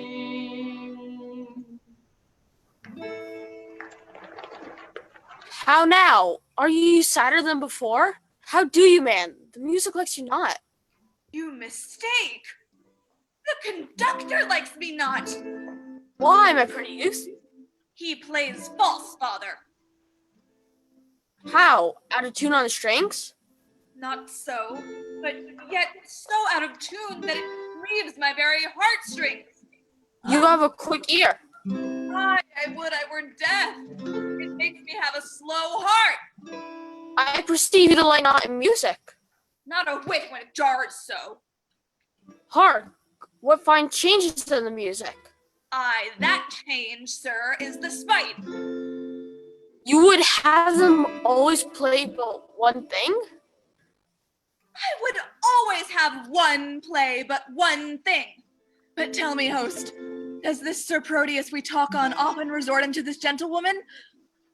I'll tell you what Lance his man told me. He loves her out of all neck. And where is Lance? Gone to seek his dog, which tomorrow by his master's command he must carry for a present to his lady? Madam? Good even to your ladyship. Sir Proteus, as I take it. Sir Proteus, gentle lady, and your servant. What's your will? That I may compass yours. You have your wish. My will is even this, that presently you hie home to bed, thou subtle, perjured, false, disloyal man. Thinkest thou I am so shallow, so conceitless to be seduced by thy flattery that hast deceived so many with thy vows? Return, return, and make thy love amends. For me, by this pale queen of night, I swear I am so far from granting thy request that I despise thee for thy wrongful suit, and by intend to chide myself, even for this time I spend talking to thee. I grant, sweet love, that I did love a lady, but she is dead. What? Say that she be, yet Valentine thy friend survives, to whom thyself art witnessed, I am betrothed. Art thou not ashamed to wrong him with thy importunacy? I likewise hear that Valentine is dead. Oh, and so suppose am I, or for sure thyself, in his grave my love is buried. Sweet lady, let me rake it from the earth. Or go to thy lady's grave and call her thence, or at least in hers sepulchre thine. Madam, if your heart be so obdurate, vouchsafe me yet your picture for my love. The picture that is hanging in your chamber. To that I'll speak, to that I'll sigh and weep. For since the substance of your perfect self is else devoted, I am but a shadow, and to your shadow will I make true love. I am very loath to be your idol, sir. But since your falsehood shall become you, to worship shadows and adore false shapes, send to me in the morning and I'll send it, and so good rest. As wretches have o'ernight that wait for execution in the morn.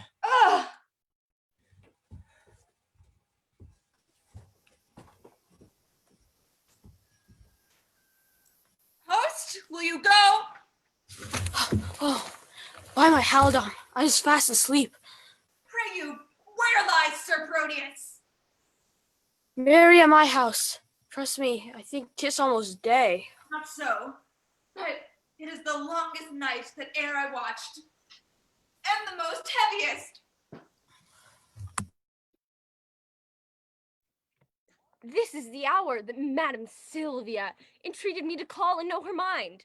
There's some great matter she'd employ me in.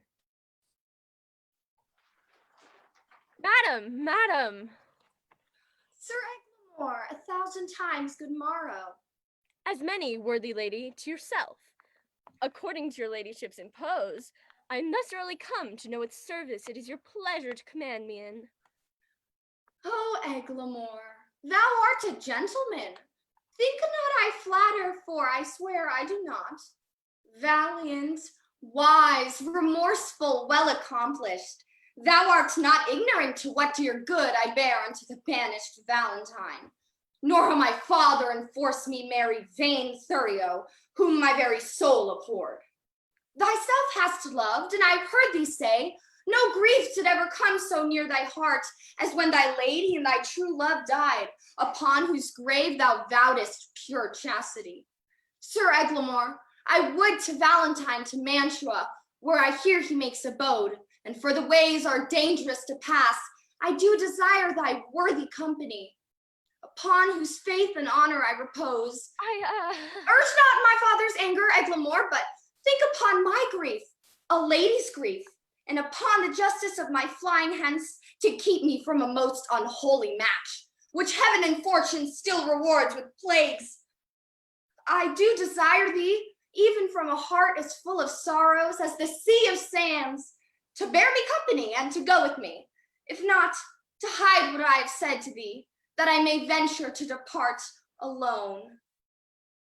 Madam, I pity much your grievances, which, since I know they virtuously are placed, I give consent to go along with you, recking as little what betideth me, as much I wish all good befortune you.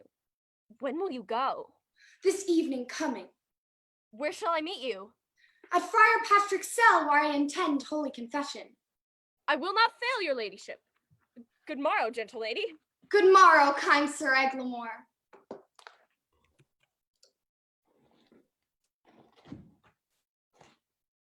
I have no words. When a man's servant shall play the cur with him, look you, it goes hard. One that I brought up of a puppy. One that I saved from drowning when 3 or 4 of his blind brothers and sisters went to it. I have taught him, even as one should say, precisely thus I would teach a dog. I was sent to deliver him as a present to Mistress Sylvia from my master. And we came no sooner into the dining chamber than he steps me to her trencher and steals her capen's leg. Oh, it's a foul thing when a cur cannot keep himself in all companies. I would have, as one should say, one that takes upon himself to be a dog indeed, to be, as it were, a dog in all things. If I had not had more wit than he, to take a fault upon me that he did, I think verily he had been hanged for it. Sure as I live, he had suffered for it. You shall judge. He thrust me, himself, into the company of 3 or 4 gentleman-like dogs under the Duke's table.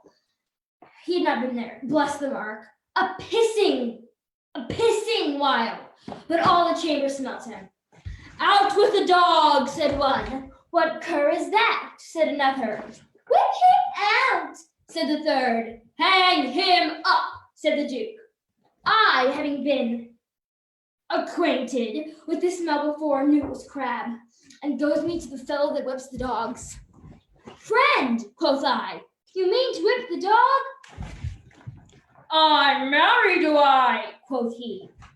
Sir, you do him more wrong, quoth I. 'Twas I to the thing you wot of. He makes me no more ado, but whips me out of the chamber. How many masters would do this for their servant? Nay, I'll be sworn I have sat in the stocks for puddings he hath stolen, otherwise he had been executed. I have stood on the pillory for geese he hath killed, otherwise he had suffered for it. You think not of this now. Nay, I remember the trick you served me when I took my leave of Madame Sylvia. Did I not bid thee still mark me and do as I do? When didst thou see me heave up my leg and like water against a gentlewoman's farthingale? Didst thou ever see me do such a trick? Sebastian is thy name? I like thee well, and will employ thee in some service presently. In what you please. I'll do what I can. I hope thou wilt. How now, you whoreson peasant? Where have you been these 2 days loitering? Madam Harry, sir, I carried Mistress Sylvia the dog you bade me. And what says she to my little jewel? Sir, she says your dog was a cur and tells you cur's thanks is good enough for such a present? But she received my dog. No, indeed, she did not. See, here, I have brought him back again. What? Didst thou offer her this from me? Aye, sir. See, the other squirrel was stolen from me by the hangman's boys at the marketplace. Then I offered her mine own, which is a dog as big as 10 of yours, therefore the gift the greater. Go, get thee hence and find my dog again, or ne'er return again into my sight. Away, I say, stayest thou to vex me here? The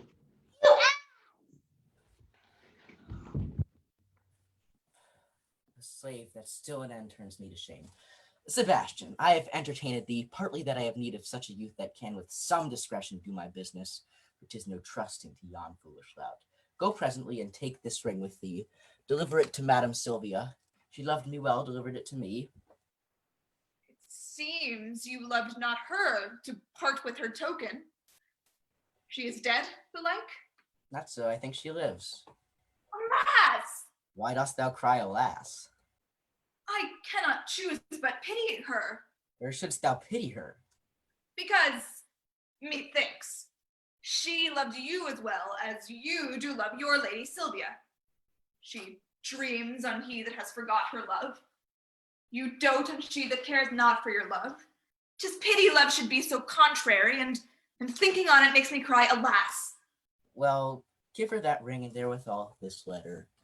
That's her chamber. Tell my lady I claim the promise for her heavenly picture. Your message done, hie home into my chamber, where thou shalt find me sad and solitary. How many women would do such a message? Alas, poor Proteus, thou hast entertained a fox to be the shepherd of thy lambs. Alas, poor fool, why do I pity he that with his very heart despiseth me? Because he loves her, he despiseth me. Because I love him, I must pity him. This ring I gave him when he parted from me to bind him remember my goodwill. And now am I, unhappy messenger, to plead for that which I would not obtain, to carry that which I would have refused, to praise his faith which I would have dispraised. I and my master's true confirmed love, but cannot be true servant to my master, lest I prove false traitor to myself. Yet will I woo for thee, but yet so coldly as, heaven it knows, I would not have him speed. Gentlewoman, good day. I pray you be my mean, and tell me where I may speak with Madam Sylvia. What would you with her if that I be she? If you be she, I would entreat your patience to hear the message I am sent on. From whom? From my master, Sir Proteus. Oh, he sends you for a picture. Aye, madam. Go, give your master this. Tell him for me, one Julia that his changing thoughts forget would better fit his chamber than this shadow. Madam, please you, peruse this letter. I will not look upon your master's lines, for I know they are stuffed with protestations and full of newfound oaths, which he will break as easily as I do tear this paper. Madam, he sends your ladyship this ring. The more shame for him that he sends it me, for I have heard him say 1,000 times, his Julia gave it him at their departure. Though his false finger have profound the ring, mine shall not do his Julia so much wrong. She thanks you. What sayest thou? I thank you that you do tender her. Poor gentlewoman, my master wrongs her much. Belike she thinks that he hath forsook her. Indeed, I think she doth, and that's her cause of sorrow. Oh, is she not passing fair? She hath been fairer, madam, than she is now. When she did think my master loved her well, she was, in my opinion, as fair as you. How tall was she? Oh, about my height. For at Pentecost, when all our pageants of delight were played, our youths got me to play the woman's part, and I was trimmed in Madame Julia's gown, which served fit as by all men's judgment as though the garment had been made for me. Therefore I know she is about my height. She is beholding to thee, gentle youth. Alas, poor lady, desolate and left. I weep myself to think upon thy words. Farewell. Alas, how love does trifle with itself. Here is her picture. Let me see. Methinks, if I had such attire, this face of mine were full as lovely as this of hers. And yet, the painter does flatter her a little, unless I do flatter with myself too much. What is it that he respects in her, but I can make respective in myself, if this fond love were not a blinded god? Come, shadow, come and take this shadow up, for 'tis thy rival. Oh, thou senseless form, thou shalt be worshipped, kissed, loved, and adored. And were there sense in his idolatry, my substance would be statue in thy stead. I'll use thee kindly, for the sake of thy mistress that used me so, or else, by Jove, I vow, I should have scratched out your unseeing eyes to make my master out of love with thee.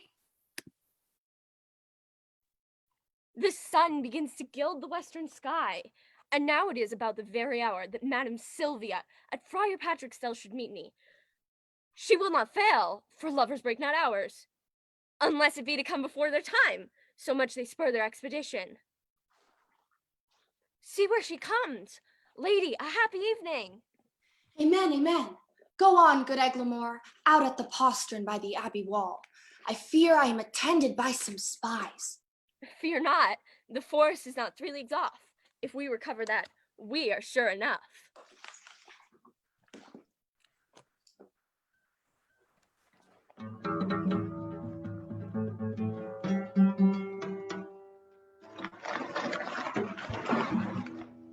Tertius, what's the Sylvia to my suit?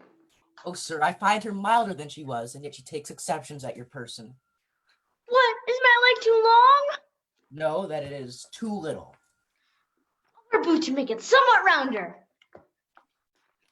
But love will not be spurred to what it loathes. What's this she to my face? She says it is a fair one. How likes you my discourse? Ill when you talk of war. But well when I discourse of love and peace. But better indeed when you hold your peace. What says she to my valor? Yes, sir, she makes no doubt of that.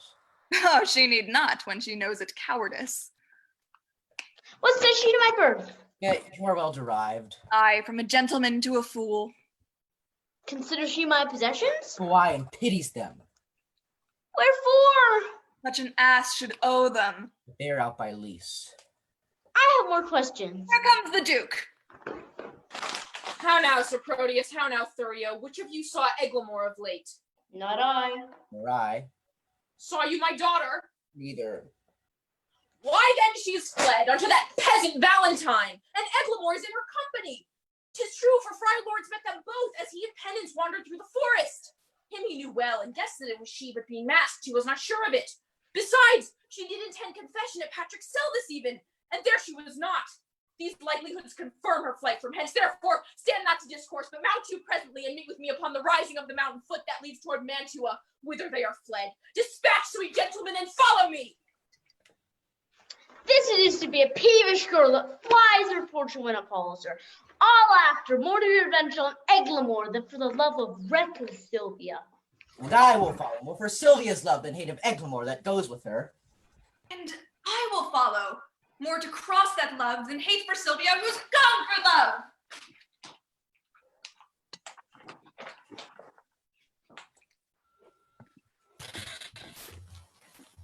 Come, come. We must bring you to our captain. 1,000 more mischances than this one have learned me how to brook this patiently. Bring her away. Come. Where is the gentleman that was with her? Being nimble-footed, he hath outrun us, but Moses and Valerius follow him. Go with her to the west end of the woods. There is our captain. We will follow that he's fled. The thicket is beset. He cannot escape. Come, I must bring you to our captain's cave. Fear not, for yours an honorable mind and will not use a woman lawlessly. Oh, Valentine, this I endure for thee.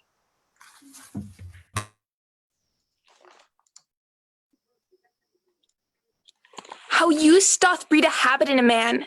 This shadowy desert, unfrequented woods, I better brook than flourishing peopled towns. Here I can sit alone, unseen of any, and to the nightingale's complaining notes tune my distresses and record my woes. O thou that dost inhabit in my breast, leave not the mansion so long tenantless, lest growing ruinous the building fall and leave no memory of what it was. Repair me with thy presence, Sylvia, thou gentle nymph, cherish thy forlorn swain. We got him, let's go! Let's go! What hollowing and what stir is this today? These are my mates that make their wills their law, some unhappy passenger in chase. They love me well, yet I have much to do to keep them from uncivil outrages. Withdraw thee, Valentine. Whose this comes here?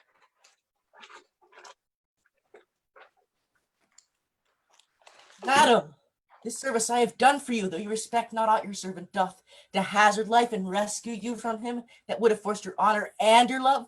Vouchsafe me for my meed but one fair look. A smaller bloom than this I cannot beg, and less than this I am sure you cannot give. Oh, miserable, unhappy that I am. How like a dream this is I see and hear. Love, lend me patience to forbear a while. Unhappy were you, madam, ere I came, but by my coming I have made you happy. By thy approach thou makest me most unhappy. Had I been seized by a hungry lion, I would have been breakfast to the beast, rather than have false Proteus rescue me. For whose, oh heaven, be the judge of how I love Valentine, for whose soul is more tender to me than it is. Full as much, for more there cannot be. I do detest false, perjured Proteus. Therefore, be gone! Solicit to me no more! What dangerous action stood it next to death? What I not undergo for one calm look? Oh, 'tis the curse in love, and still proof when women cannot love where they're beloved. When Proteus cannot love where he's beloved, read over Julia's heart, thy first best love, for whose dear sake thou didst rend thy faith unto 1,000 oaths, and all those oaths descended into perjury to love me. Thyself hast no faith left, unless thou didst few, and that's far worse than none. Better have none than plural faith, which is too much by one. Thou counterfeit to thy true friend. In love, who respects friend? Oh, all men but Proteus. Nay, if the gentle spirit of moving words can no way change you to a milder form, I'll woo you like a soldier at arm's end and love you against the nature of love. Ruffian, let go that rude, uncivil touch, thou friend of an ill fashion. Valentine? Thou common friend, that's without faith or love, for such is a friend now. Treacherous man, thou hast beguiled mine hopes. Not by mine eye could have persuaded me. Who should be trusted when one's right hand is perjured to the bosom? Proteus, I'm sorry I must never trust thee more, but count the world a stranger for thy sake. Oh, amongst all the foes, that a friend should be the worst. My shame and guilt confounds me. Forgive me, Valentine. If hearty sorrow be a sufficient ransom for offense I tend here, I do as truly suffer as e'er I did commit. Then I am paid, and once again I do receive thee honest, who by repentance is not satisfied, is nor of heaven nor earth, for these are pleased. By penitence the Eternal's wrath appeased. And that my love may appear plain and free, all that was mine in Sylvia I give thee. What? Oh, me unhappy! Why, boy? Why, wag? How now? What's the matter? Good sir, my master charged me to deliver a ring to Madam Sylvia, which, out of my neglect, was never done. Where's that ring, boy? Here it is. This is it. How? Let me see. Why, this is the ring I gave to Julia. Oh, cry you mercy, sir. I have mistook. This is the ring you sent to Madam Sylvia. But how camest thou by this ring? At my depart I gave it unto Julia. And Julia herself did give it me. And Julia herself hath brought it here. Oh, How? Julia? behold, she that hath given aim to all your oaths, and entertained them deeply in her heart. Oh, Proteus, let this habit make thee blush, that I have took upon me such immodest raiment, if shame live in a disguise of love. It is the lesser blot modesty finds, women to change their shapes, than mend their minds. Then mend their minds, 'tis true. Oh, heaven were man, but constant he were perfect. That one ere fills him with faults, makes him run through all the sins. Inconstancy falls off ere it begins. What is in Sylvia's face but I may spy, or fresh in Julia's with a constant eye? Come, come, a hand from either. Let me be blessed to make this happy close. 'Twere a pity two such friends should be long foes. Bear witness, heaven, I have my wish forever. I mine. A prize! Prize! A prize! Surprise! Bear! For Bear, it is my lord the Duke. Aww. Grace is welcome to a man disgraced. Banished Valentine. Sir Valentine? Yonder is Sylvian. Sylvia's mine. Throw your gift back, or else embrace thy death. Do not come within the measure of my wrath. Do not name Sylvia thine, if once again Verona shall not hold thee. Here she stands. Take but possession of her with a touch. I dare thee but to breathe upon my love. Sir Valentine, I care not for her. I hold her but a fool that would endanger his body for a girl that loves him not. I claim her not, and therefore she is thine. The more degenerate and base art thou to make such means for her as thou hast done, and leave her on such slight conditions? Now, by the honor of mine ancestry, I do applaud thy spirit, Valentine, and think thee worthy of an empress's love. Know then, I here forget all former griefs, cancel all grudge, repeal thee home again, plead a new state in thy unrivaled merit, to which I thus subscribe. Sir Valentine, thou art a gentleman and well derived. Take thou thy Sylvia, for thou hast deserved her. The gift hath made me happy. Please you to grant one boon that I shall ask, for your daughter's sake. I grant it for thine own, whatever it be. These banished men that I have kept withal are men endued with worthy qualities. Forgive them what they have committed here, and let them be recalled from their exile. For they are reformed, civil, full of good, and fit for great employment, worthy lord. Thou hast prevailed. I pardon them and thee. Dispose of them as thou knowest their deserts. Come, let us go. We will include all jars with triumph, mirth, and rare solemnity. And as we walk along, I dare be bold with our discourse to make your grace smile. What think you of this page, my lord? I think the boy hath grace in him. He blushes. I warrant you, more grace than boy. What mean you by that saying? I'll tell you as we pass along, that you may wonder at what hath fortunate. Come, Proteus, 'tis your penance but to hear the story of your love's discovered. That done, our day of marriage shall be yours. One feast, one house, one mutual happiness. Hooray! Yeah! Hey. Woohoo!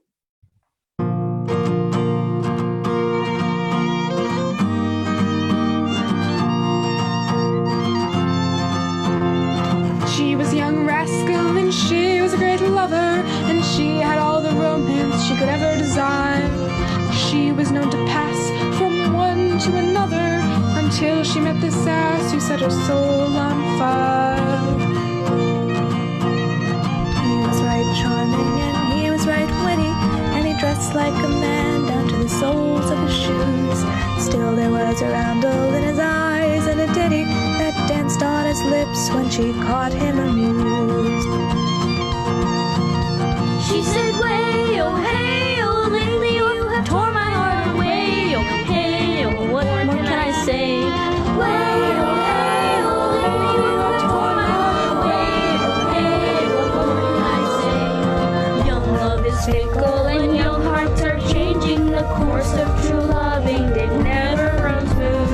Caught in a pickle, our tides rearranging. We learn lovers just like we'd something to prove.